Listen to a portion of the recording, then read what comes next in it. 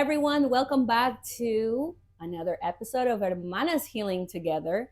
This is the podcast where we embark in a journey of self discovery, healing, and growth. I'm your host, Danny Moore, and today I have my friend Lindy. And Lindy is going to talk to us about her journey, her experiences, and how she has overcome some of the things that have been difficult. Can we use that word? Has been difficult. Oh, definitely. In her life. I think so. I'm going to let her talk, and we're having some tea. And let me drag my table over here, Lindy, so it's a little bit closer. Let's do a cheers first. Cheers. Okay, so HEB just came out with these amazing teas, and mine has calendula and it's white tea, and I think yours has the mango black. The mango. They are so good. I'm a tea drinker. I love it. I feel like it just makes the world better. And if you have stomach problems like I do, it'll help. It really does. It really does. Me too. Yes. Cheers again.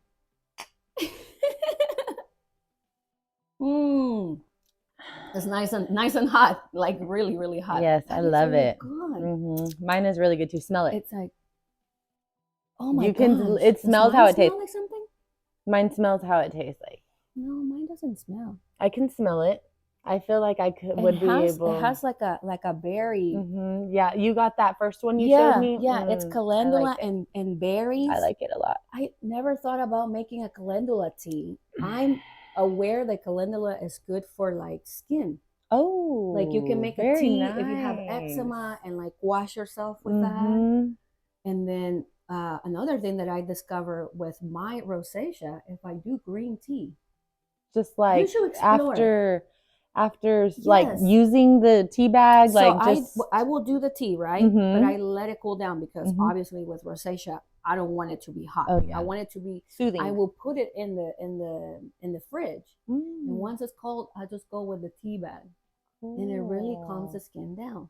Nice, you should look into doing something like that for your facials. Yeah, definitely. By the way, Lindy does facials and all beauty. Lashes, hair. I'm a barber, cosmetologist. So all things beauty over here. And where can they find you? At Hill Country Roots. It is in the Live Oak Plaza Shopping Center. If you're in Kerrville, Texas, right down Sidney Baker, you know where Schlotchke's is. It's the shopping center directly across the street. 1434 Sidney Baker. And my bestie works at Schlotchke, so you can go get some food and then go see Lindy. Yes, Schlotchke's is good. That's actually how we met online, I think. Was that right? Yeah, or maybe through just Josie like first? mutual friends. I definitely, I know that whenever you started trading services maybe, or just with doing Josie. With Josie, that's how I actually first met you at Precision Dermatology. Did you work there? No, we were all there for an event, and you were offering chair massage. Yes, a little 10-minute I don't even remember that, Lindy. Really? But yes, I remember that. Yes. Oh my goodness. Well, anyways, Lindy gave me a mani and pedi, and I know that that's not something that you really offer, but she did it for me, and I gave her a license massage for it. Yep, it was amazing. Yes, and even though she's licensed for it, I know that that's not something she really offers to the public, but she did it for me. Thank you. Yep, she's special. I really, really loved it. So, yes, and I really wanted to do the lashes, but I told you I'm just not going to upkeep with them. It is maintenance as far as going for the time, but it lowers your everyday maintenance. So I know great. It is just there and ready to go. And you got microblading done, right, by Josie? Yes. So that also takes down your maintenance. But so the trauma stuff. So please. What could be a question that I could start with? I always like to just kind of dig into your life experience, right? I always say, and if you have never suffered from trauma, listen. Are you human? Exactly, because we all have something going on. We all experience something, right? And all experiences are always valid. And I always like to say, when I start doing this, is that sometimes we get into subjects that are a little touchy and sensitive for some people. So I always like to say, warning. Yeah. We may end up talking about something that may be triggering to some people. So just be aware. And it's not because I have the intention to do that. It's because I want us females, and this is why the podcast is called Hermanas Healing Together, us sisters, to really talk about it and express it. Because if we have a safe space to do it, we can heal from it. We can overcome things. We can process it and allow it to just be released. So I'm your therapist today. So just, with that being said, like how you said, if you haven't really experienced trauma, I think that, trauma comes from things that we can't control, things from when we were kids. I feel like everybody goes through something as a kid, whether it's your parents or friends, or something bad, God's thing. My case, my mom fought cancer my whole childhood. And how was that for you growing up? It was very confusing. I must say, like, the reason why I've been able to come from it now, and then, that was like what I was going to say in the beginning, like trauma that is, just brought on by what was dealt in our cards. And that will later lead to self-induced trauma, like, I went through this, so I'm going through this now, like I'm so sad, and so I feel like, whatever we're like born with, our story, it later can reflect how we do it, and go through more trauma, go through worse things. And did you have siblings? I did, two older ones. Okay. And my siblings did not go through like a lot of the things that I went through. I feel like the reason why I'm like able to have overcome it so well is because my mom had me in groups, and I was very involved in a lot of what she was going through. I would go to her treatments with her, and I would like be able to talk to her doctors. And I know my siblings were there, and a bunch of family members were there.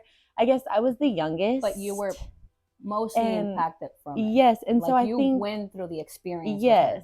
I didn't really get the option to be like, no, I don't want to do that. Like my older siblings, my brother's 3 years older and my sister's 6. So was that because they were maybe able to be by themselves when she went to her appointments, and because you were the little one, you just kind of came along? I was in the 3rd grade when she got diagnosed. What kind of cancer? She got diagnosed with stage 4 colon cancer at the age of 30.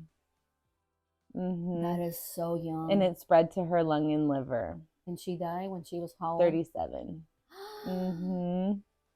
Yes. And that is so then young. My dad got diagnosed with cancer a month before she passed, and he died 5 months after she passed from cancer. So both parents. And you were how old when you lost? I was 16. It was in 2011. That's when your dad died?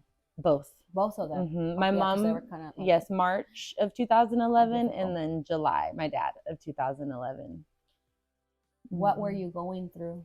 Honestly, like at the time of my mom's, definitely lots of grief. I definitely felt felt that. I felt it, like I was, and very stubborn too. My mom was such a strong-willed person. She raised us both, or all 3 of us, I'm sorry. Yeah. She raised all 3 of us alone in Austin, and she was raised in a small town in West Texas. And so your parents were divorced? They got separated and divorced when I was 2. That's even more difficult because probably she didn't have enough support definitely. to handle all 3 of them. All the stress and everything. Girl, I'm a single mom, and I'm not ill. And can you imagine? I cannot. That's what I'm like. Oh my gosh! It's almost like, is like this their real? resilience. Did I live that? Did she show any like emotion or frustration throughout all of this? The thing is like I feel like when I get frustrated, like with my kids and just everyday life, the stress of work,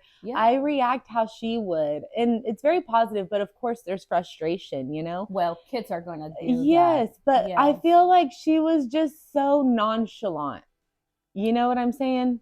I like that. And yes, like if we had a problem or something, she'd be like, just, like she was just, very nonchalant as how, and it was almost too much sometimes. Like I'd be talking to her. Yes, I'd be talking to her like, Mom, like this is going on. And she's like, okay, Like you and were then- frustrated? Yeah, like, yes, and like, Oh, that's my trying kid. to talk. Yes, and I'm like, listen to me, you know, and she's just like, what? She Like, gets como chingas, como you know? chingas. Listen, my daughter, like this morning, she cracks me up because we're both ADHD, and I when I sit on that computer or I'm doing something, you could be talking Time's to gone. me in the Mhm. background, and I'm maybe hearing some words here and there, and I just nod my head like I'm listening to you. That's And I'm not exactly really what I'm trying, talking. And I do the I'm not same trying to be thing. rude. Mhm. And she's like, she says something about her finger today. She's like, you're not even listening to me. And I said, I'm sorry. I'm like sending an email right now. And she's like, I said, Izzy, don't be like that with me because you do the same thing and I don't get mad at you when you space out. And so she's like, you're right. And so she left and then she came back and then she's like, okay, let me tell you again, but this time look at me. So I'm like, Yes. okay. Mhm. And what's so funny is I get so irritated when people do that to me, but I am the worst. I'll be like, Completely spaced out. mm-hmm. I'm telling you, when my brain, I was telling you this morning, like before we started recording, when my brain is activated and I'm hyper focused, Yep. girl, I don't have to set a timer or something to like get up and disconnect. If I'm cooking and working on my computer, I have to set a timer. I promise you, I will burn my food if I don't set a timer to go check on it. See, I need to set a timer because I burn it all the time. But it's terrible. But anyway, so growing up with this experience, how did you feel like it affected you? It led me to bad choices. It led me to a lot of self-induced trauma, bad things. Yeah. And that's because I was so stubborn. I did think I knew it all. And especially because my mom was such a strong-willed, just independent person. Mm-hmm. Girl, I had this mindset that I was like, oh, I'm 16 years old and I know everything. I can do whatever I want. And that's already bad because every 16-year-old already does. Already does, you know? So here I am. I remember my brother telling my mom, I'm 16. I can do whatever I want. Shoot, not even at 18. Not even at 18. I'm telling you. So do you think that this was because deep down you were hurt, or deep down you were trying to avoid dealing with the reality? Like, what do you think it was? Honestly, just pure like disassociation. Like I didn't care. Yes. You know, yeah, even well, you kind of go like what's the word? Numb. Cold. Numb. Completely numb. You do. You go numb. You really do. But it was even after having things to care about that I still made bad choices, and that was just the proceeding unhealed part, you know? Right. And it's, you know, just not taking care of yourself. For one, feeling bad, you're gonna be bad, you know? You don't.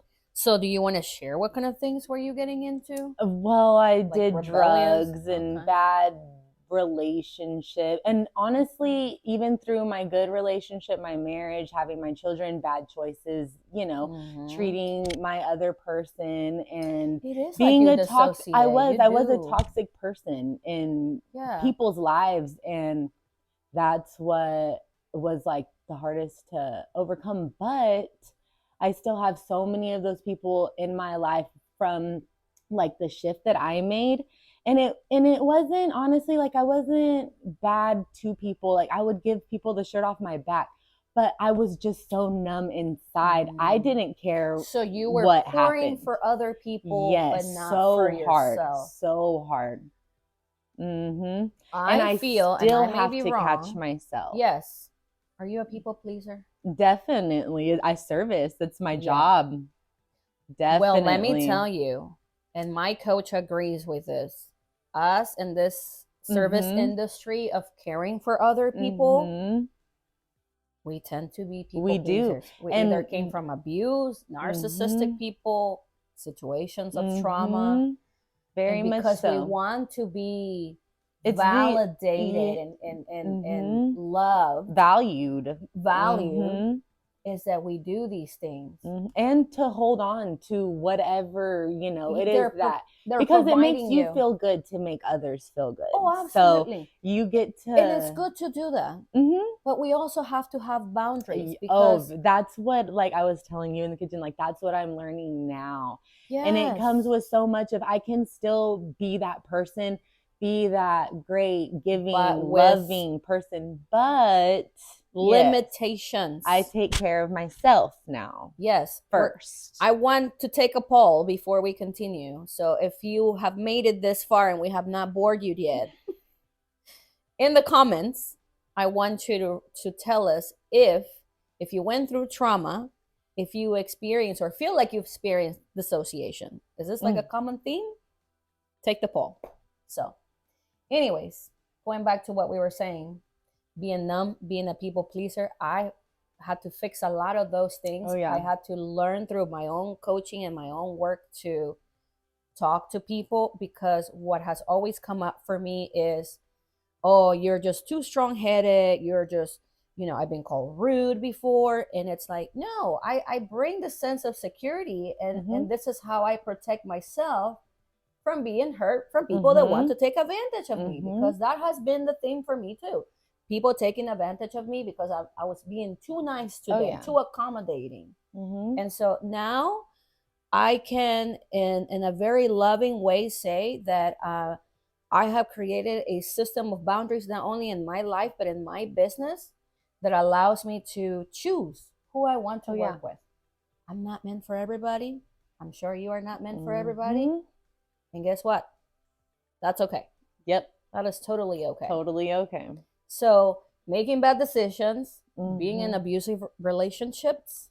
Emotionally. Yeah. Yes. Even, Was it physical too? I mean, no, I can't say that I was ever like mistreated in a physical way. Yeah, no. But emotionally, verbally, yes. And those we were combative with each other. The shoving, it's not like the toxicity. Yeah, but I was never like I know. Yeah. It was never. Yeah. Good. But that's tough to overcome too, because it creates a programming in your head that you end up repeating, because you believe that those things that are being said to you are your reality. And with children involved, it's just a projection to them of, I see it in my kids all the time. Like the way they argue is literally the way my ex-husband and I used to argue. And I'm like, listen to y'all. And I'm like, and they love it now though. I'm like, we don't yell here. Like we don't do that. You can feel upset. You're angry. Go take a moment. That's okay. Yes. Be angry at me. The thing is that and I will leave you alone. I really like try to let them process what they feel, but because that's need what to I have their own space, because that's what I couldn't in a healthy way. I was suppressed, so I couldn't express. And guess what that did for me? It gave me this big voice that is not in the negative, like yelling when they were little and things like that, because if you don't have a voice growing up, and especially in the Hispanic community, you can't tell your parents, I don't like when you say that to me, or I don't agree with this, because it's seen as disrespect. It's like, you do what I tell you. Yes. Or you get beat up with the chancla. How many of us got beat up with the chancla? Or the spoon. Oh my God, the spoon. No, but listen, Mom, I love you if you're listening to this. My mom got this, I don't even know what you call it, but it's like a belt, and it was this thin. And it was a little whip. A whip out of cow, like the skin, the leather. Yes, whatever. Oh my gosh. And she was not the one that was, my dad was the physically disciplinary. Yeah. But she had her moments, And oh my gosh, just hearing that, she will just swing it, and it's like, oh no, okay. But it's like, I know I got it once. It was one whip. Ooh. I never got whippings. I love you, Mom. I'm not trying to bash you. I promise. We're just sharing experiences. That's all. Just sharing. So but that was like, oh man. But then you grow up in fear, and then you become too obedient, and women especially, we got to be proper and well seated, and we can't talk back, and we can't have a voice, and we can't say what we think. And it's like you just become obedient, and you don't ever grow up with, like being The able to acceptance. express. And yes, And being exactly. accepted that I'm having a bad day. Exactly. You I know? am very vocal, and I've learned to do that here in my house. I tell I'm in a bad mood, don't talk to me. Yes. If you talk to me at your own risk, you may get yelled at. And so he's faster to catch on to it. She is my mini me, so we both bump heads. And so she has a bit of a hard time understanding, okay, mom said I can't talk to her. She just wants to go over my boundaries, and I tell her boundaries. But it's better now. It's been a lot of practice. You need to be patient with your children, people, because it's practice and repetition. Practice and repetition, and it's going to take some time. It and you'll see the difference. There is such a difference. There really is. So with all of this and the bad decisions, when or what made you feel like I can't do this anymore? Like I can't be this person, or what did it? Was there something that happened? Honestly, it was just the fact that the people, not necessarily the people pleasing, but the giving aspect of me, just the knowing that, I'm not, all of my decisions and bad choices isn't who I am. It's just what I did. And I don't have to carry all that. And even at that was the easy part, just like letting go of all. Sometimes you wake up, it's a grieving process as well, like whenever, if you've lost somebody, or if you've lost somebody, like you might hear a song one day and it might not faze you, and then you hear the same song months later and you're like, oh, yeah.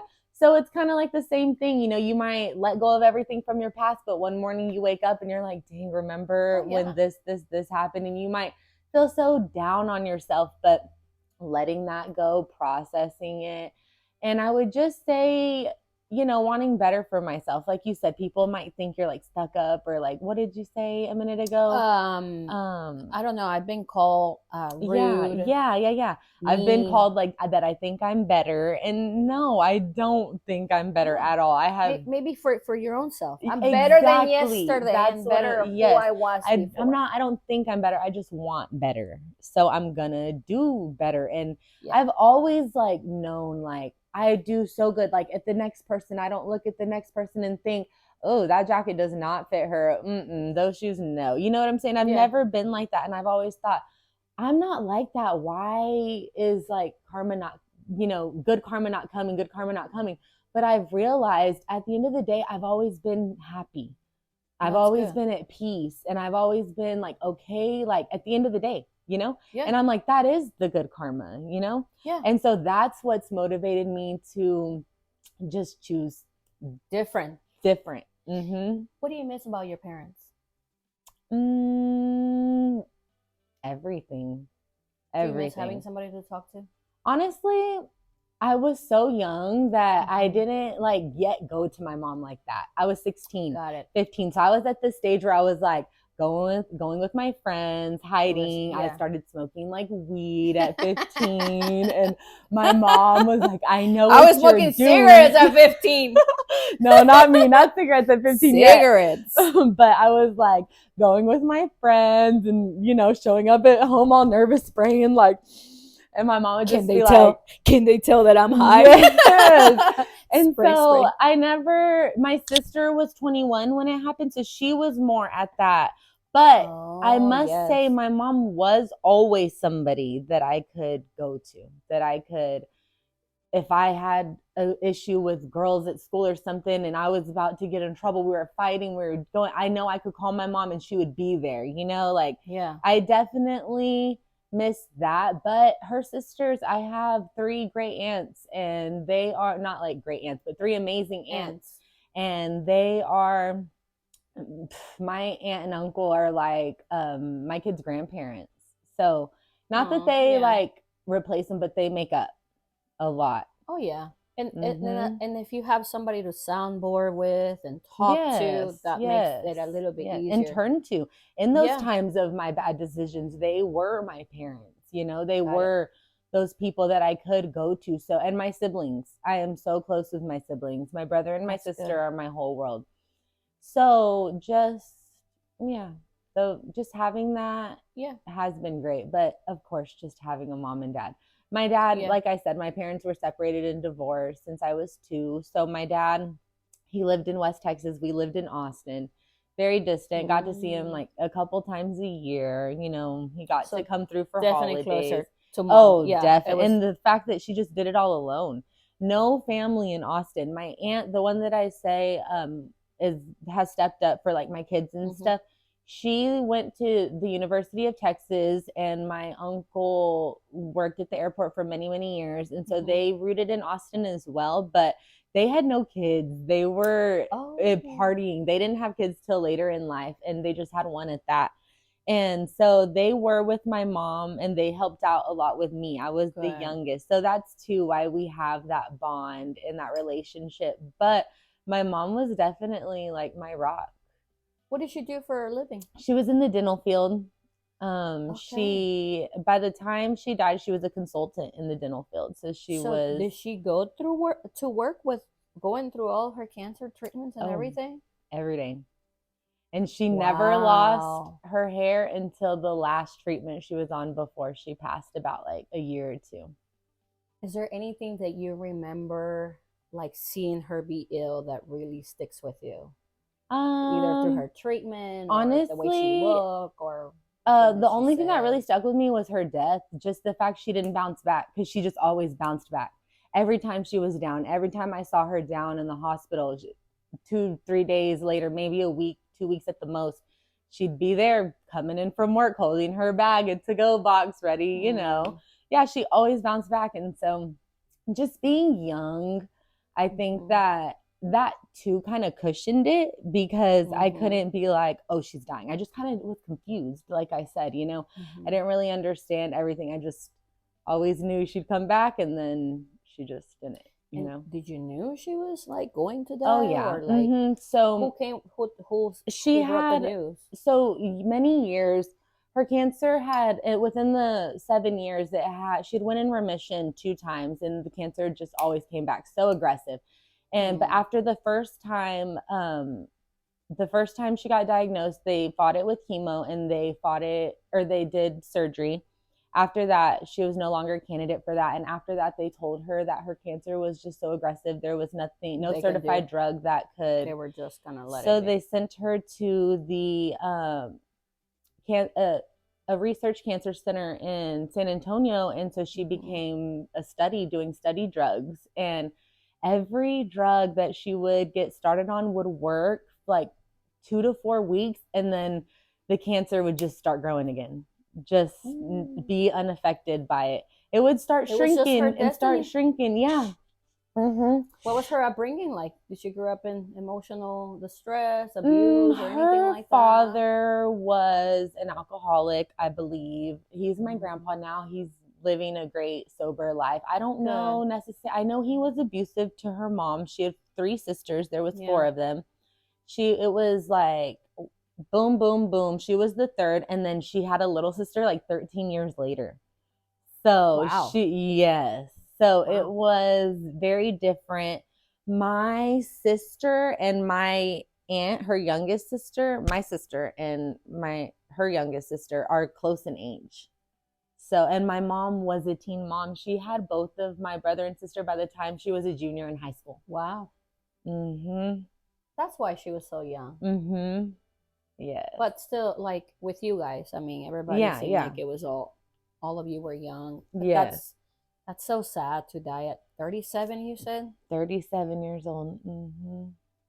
She could have at least 30 more years. Oh, yeah. 30 more solid years.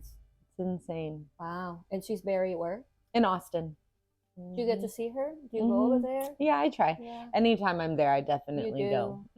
So, and I lived there for a while after, and I was here and there, you know, within all the trauma decisions that I brought upon myself. And so Austin's a bittersweet place to go back to. I understand.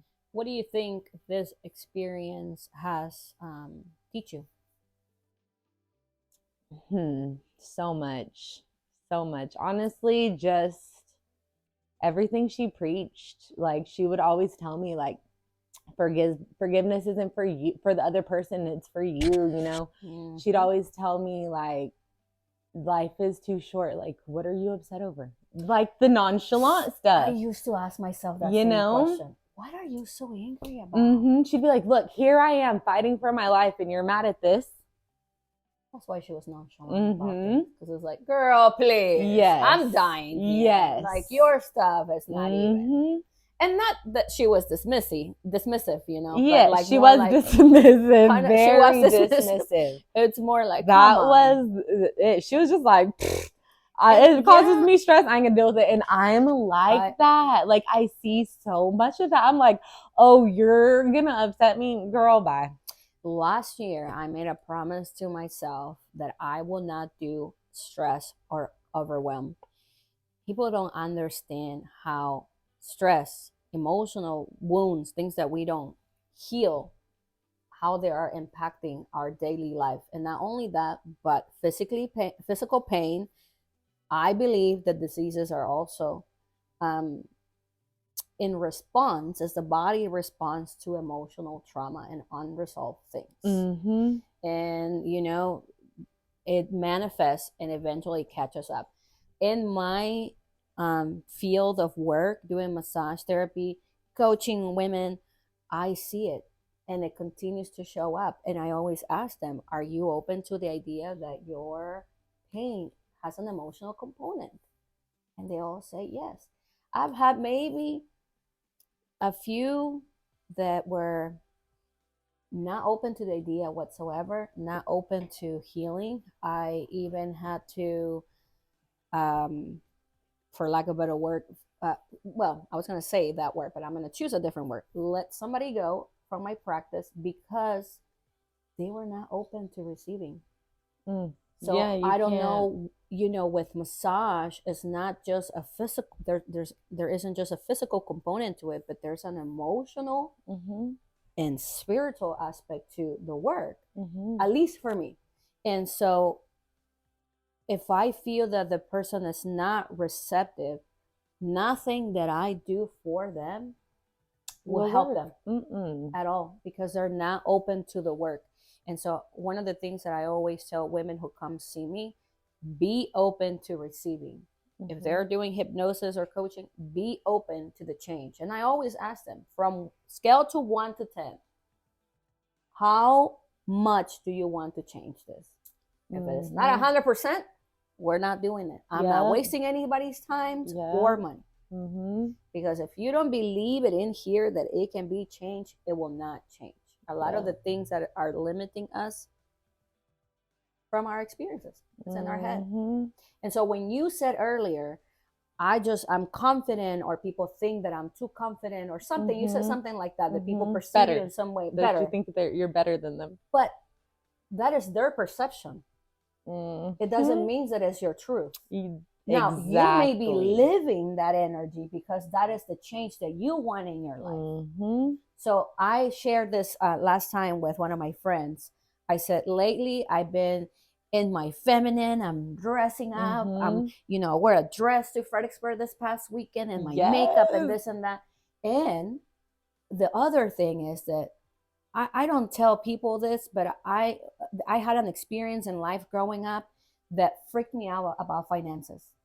What do you I was mean? scared about finances. Just like responsibilities? money. No, I was afraid that I wasn't gonna have enough. And so even though I pay my bills on time, everything is working. It's a stress. Right, it was something in my unconscious that was like, you're not gonna have enough money.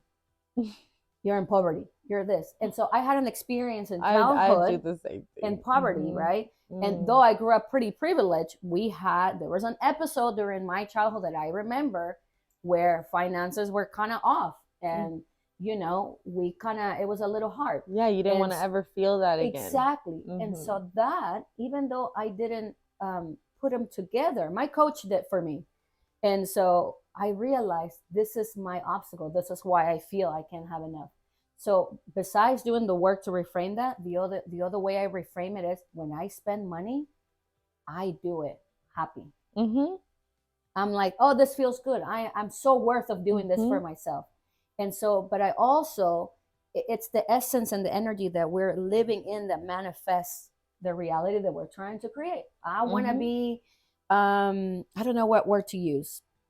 I want to be at a level in my life that it's higher than where I am. And I am actively creating that in my life. You're climbing so I there. Can get You're that. going there. Yes. And I will not do anything less than that. Nope. No back steps. So even I think that's what it is the energy. Now, when things like this happen, I tell my clients, well, is that true? Are you being too extra confident? And now people are like, but it's the perception of the other person. And honestly, even if it comes to yours, being brought up to you, I always say you evaluate, you ask yourself, is this true? Am I showing off cocky or something? Yeah. If it's not true, then you continue to do that and you say, that's something that the other person needs to work on. It has nothing to do with me. Yep. And I think that comes back to whenever you had asked me what makes me want to do better or be better, right? That's what you had asked. Yeah. And I think that it is all the trauma. I think that going through it, you never want to be back in that place. No, sister. You never want to take those steps down. You're only climbing that ladder, And also, you know why? And maybe you feel the same way for our children. Oh, yes. Total cliche, but that's what it is. If we don't change it for us and then for them, they're going to repeat it.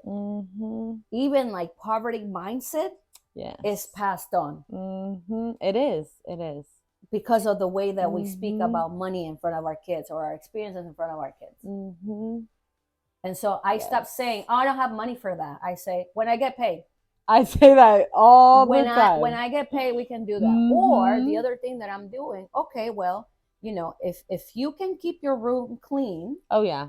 By Friday, then I will pay or buy you this thing that you I want. do the same thing. And so that gives me time to even for my little one, I'm like, you don't move your clip at school all week, then we'll do something. But if you move it, grilled cheeses at home. I love that. That's how I got my son to keep his room clean. It only took me 2 years. Man, you're lucky that you got it done. Listen, because he's learning how to drive, and I said, I'm not doing any of this. He's the oldest? Yeah. I'm not paying for no driver eds. I'm not doing any of the paperwork until you can have that room clean for an entire week. What you're asking for is priceless. It really is. Priceless. But it teaches them a valuable lesson. In order to get what I want, I gotta do something, right? I gotta change something. I gotta do something so I can get to it. And it's just life. Like I tell my kids, you don't have to ask me, can I eat today?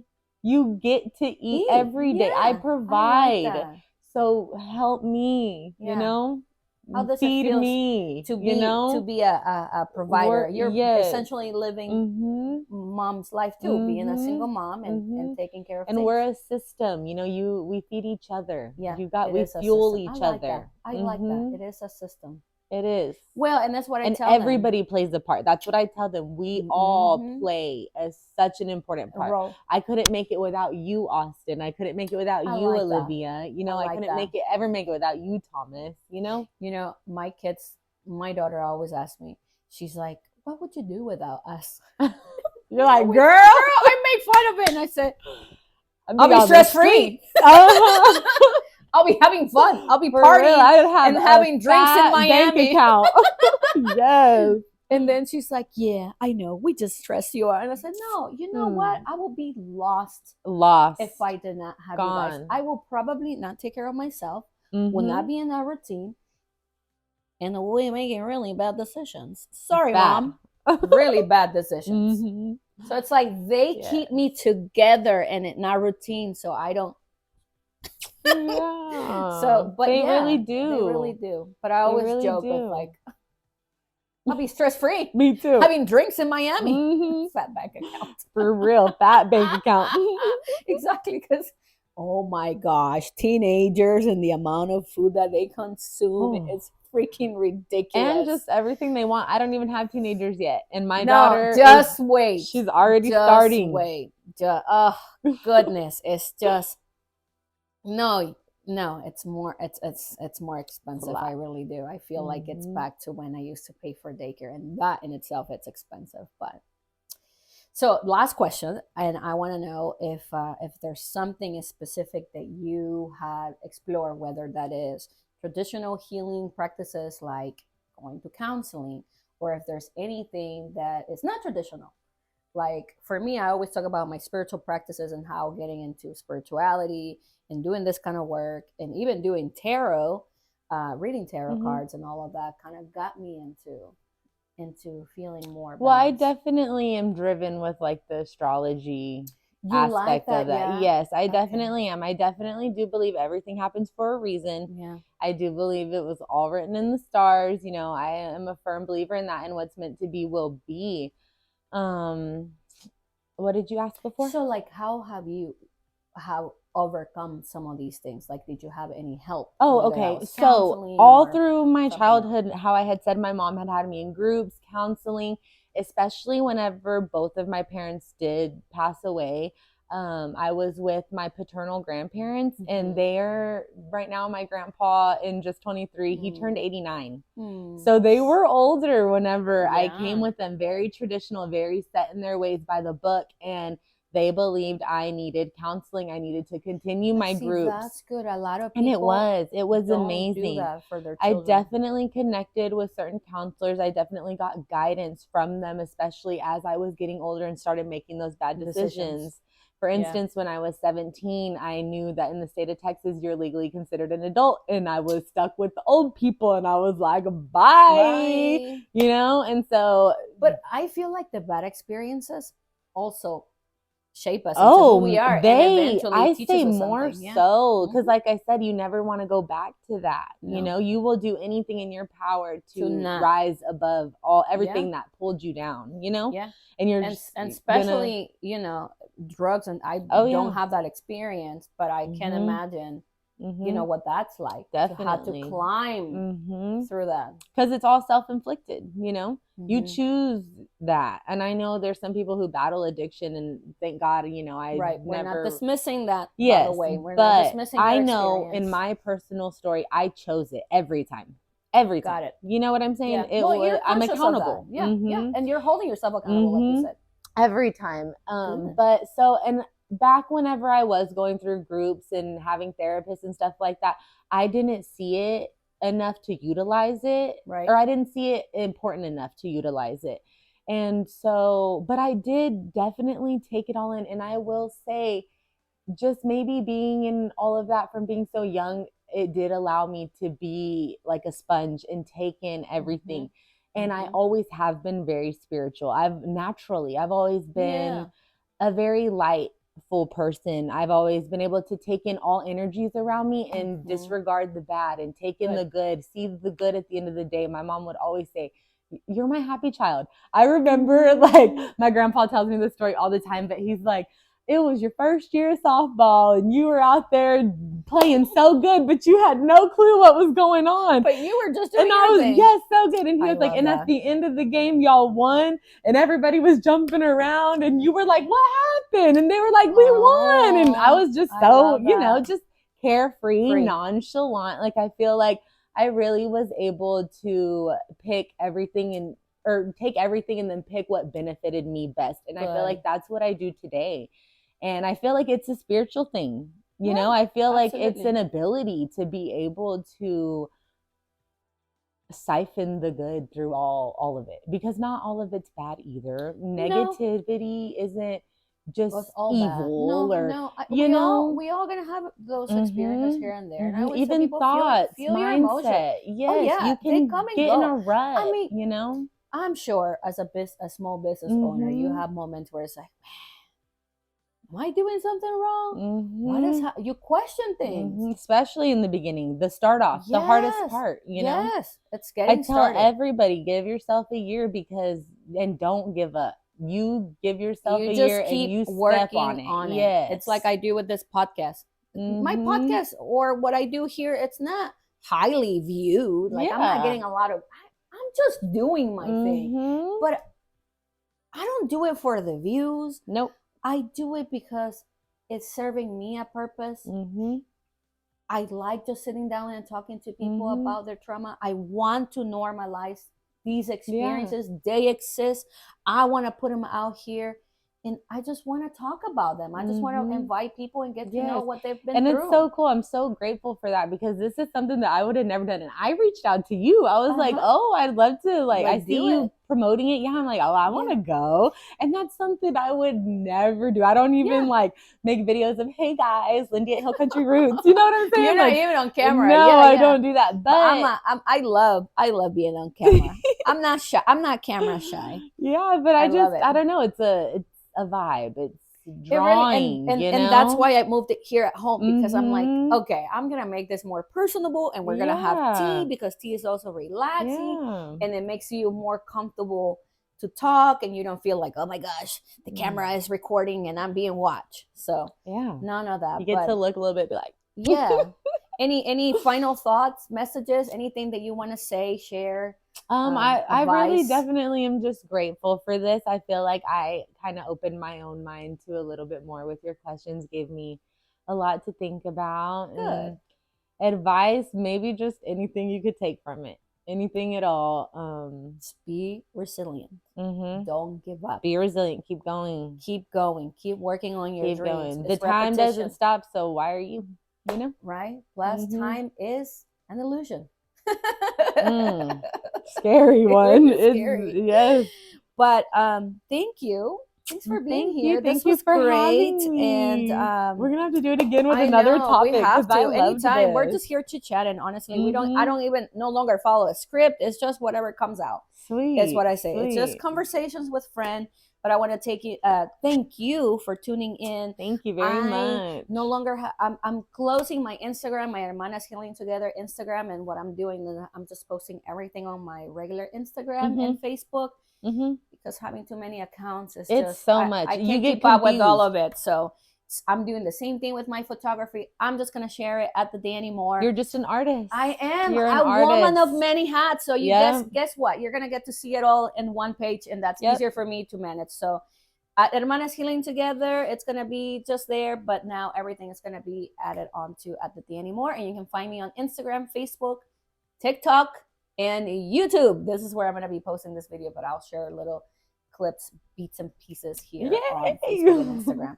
So thank you for being here. Thank you. Have a beautiful day. Bye-bye. Bye. Hey, we're testing this out. This is Danny Moore and Lindy Sewell. And today I'm interviewing her, and we're having some Tea. It's a tea party. Yeah. So, yes,